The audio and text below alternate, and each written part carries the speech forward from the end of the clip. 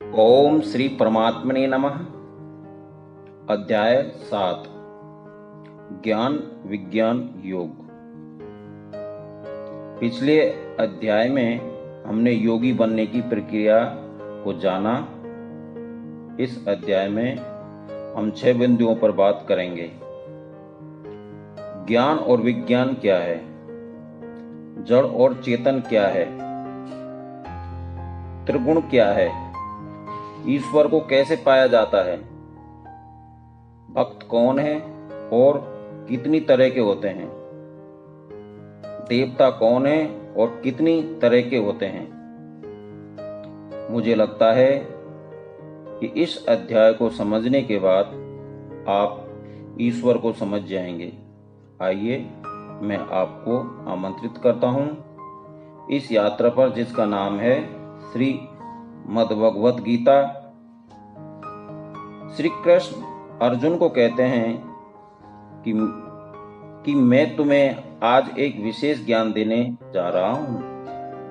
तुम जिस भी वस्तु को देख रहे हैं वे सब विज्ञान है। फिर चाहे वो ब्रह्मांड, दुनिया, सूर्य, चंद्रमा, तारे, प्रकृति ही क्यों न हो, और ऐसी वस्तु जिसे तुम छू नहीं सकते वो ज्ञान है, जिसे केवल अनुभव किया जा सकता है।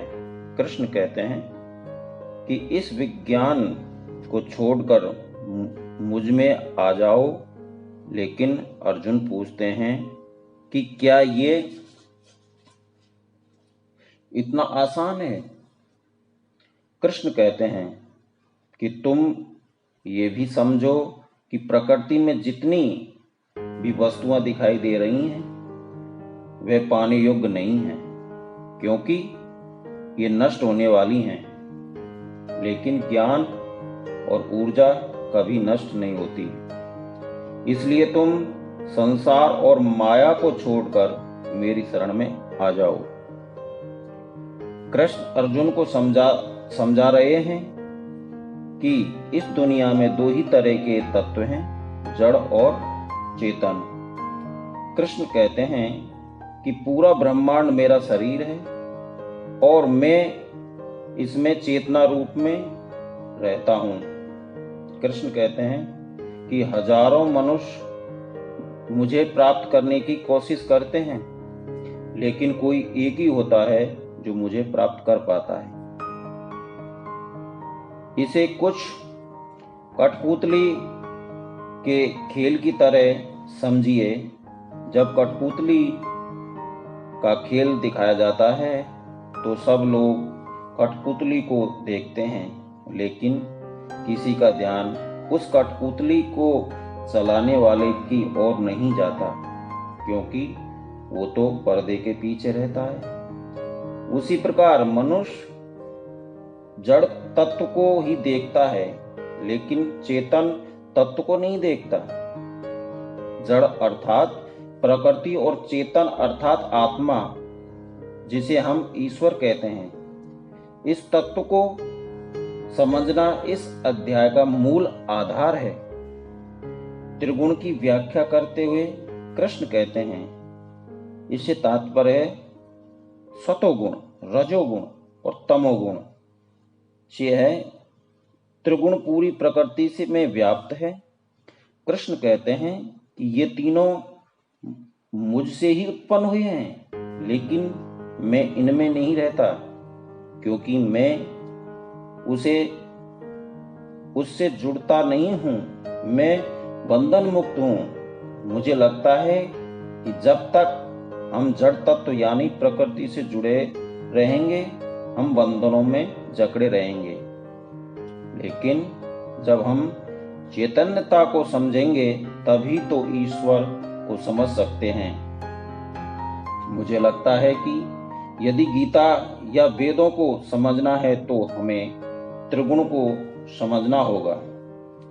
इस त्रिगुण के कारण मनुष्य मोह और माया में फंसा रहता है, जिस कारण उसे बार बार जन्म लेना पड़ता है।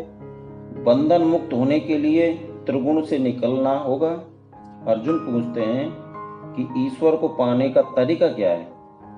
तब कृष्ण कहते हैं कि ईश्वर को पाने के लिए जरूरी है कि निष्काम कर्म किए जाए, साथ ही राग और द्वेष से दूर होना होगा।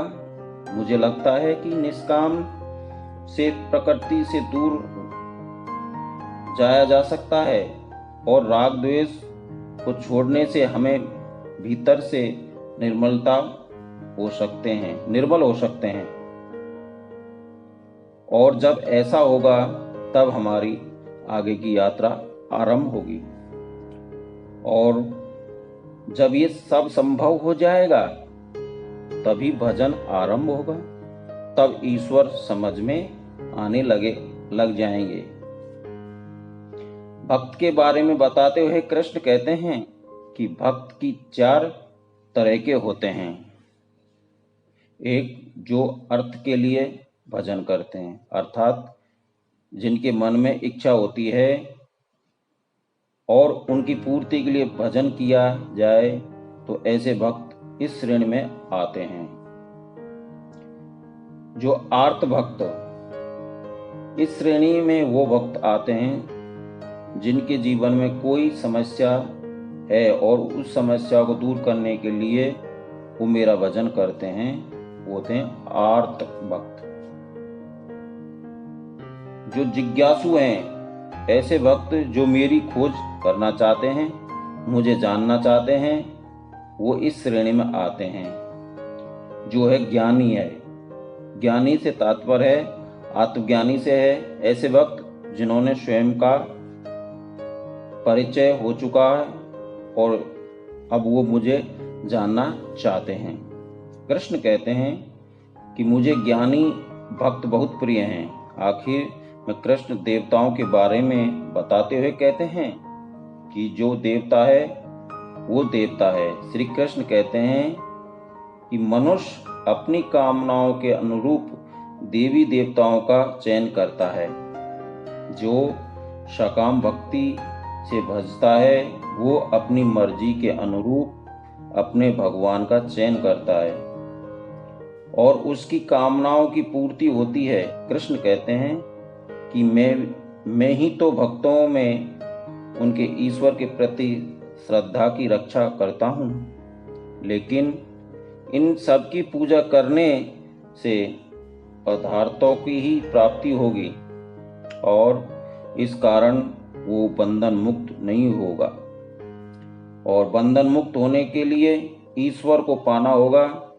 जो ऊर्जा उसमें समाहित है,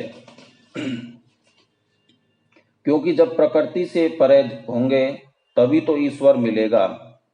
कृष्ण अर्जुन को कहते हैं कि जो मनुष्य मेरी शरण में आकर मुझे लगातार भजेगा, उसे मैं जीवन और मरण से परे ले जाऊंगा।